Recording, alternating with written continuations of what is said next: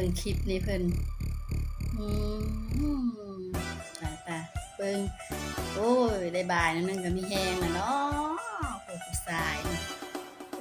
เอาบ่ายก็บ่ายซะบ่ายแก้มซื่อๆเนาะผู้สาวก็สิบ่ว่าหยังแต่อย่าไปล่วงแนวอื่นอย่าไปล่วงไปบ่ายแนวอื่นเด้อมันผิดเด้อจังได๋เขาสิด่าเอาเด้อหั่นเด้อบัดสู้แบบแฟนเขามานำทั้งหลังหันว้ายเกิดเรื่องกันขึ้นโดได้ไหนเห็นผ่านไปบ่ายแก้มเนาะบัดนี้มาเจอตัวจริงเด้อบัดนี้ข่าวนี่มาเบิ่งนำกันเด้อบ่ายอีหลีอันนี้นะบ่ายแล้วก็ถึกนอกบัดนี้นะข้อยคิดแล้วนะ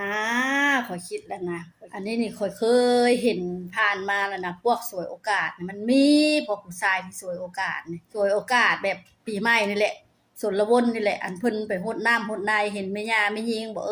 สวยๆงามๆนี่โอ้ยมือเพิ่นบ่อนคือหยังนี่ตัวร่วงไปใส่โลดได้พออยากจับเรื่องก็จับวายไปเลยเด้อายุ35ปีเนาะอยู่อุดรนี่นะอยู่อุดรอยู่ไทยนี่แหละ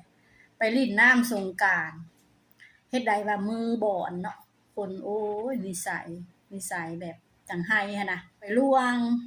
ไปจับนมเมียเขาไปจับก้นเมียเขาบัดนี้ถูกผัวเขาเห็นโอ้มันก็อยากหายแล้วเนาะจับมีดมาแทงแอวด้านหลังล้มฟุบลงเจ็บสาหัสยังว่าประชาชนแถวนั้นเขาก็เห็นเนาะเขาก็ลุ่มเขามานี่อันกำลังอันช่วงชนบทหั่นผู้แทงหั่นก็หลบหนีไปได้ตำรวจกำลังตามล่าตัวอยู่เดี๋ยวนี้บาดเจ็บสาหัสและจนเพิ่นล้มลงแล้วจนได้เอาไปโรงพยาบาลบัดนี้ในช่วงชุลมุนหั่นเพิ่นก็หลบหนีไปตำยังว่าลิ้นน้ำหั่นนะเบิ่งพวกเจ้าเอ้ยลูกไผเมียไผหะพวกเจ้าผู้ชายคือกันเด้อลิ้นบ่ายแก้มบ่ายมือบ่ายหยังบ่ายมือบ่ายแก้มได้อยู่แต่ว่าอย่าไปจับนมจับก้นเดี๋ยวนั้นมันเฮ็ดผิดอันนั้นน่ะบ่ได้บัดลูกผัวเขาเห็นนะเขาก็อยากหายได้เขาก็ห่วงแล้วเนาะ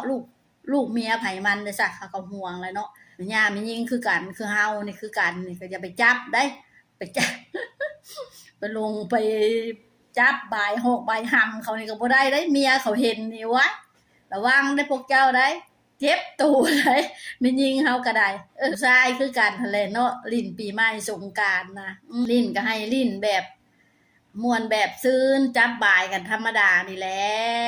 จับไม่จับมือบ่ายหน้าบ่ายตาได้อยู่แต่อย่าไปล่วงแบบจับแนวบนบ่จับซาแนวห่วงแนวของห่วงของหัก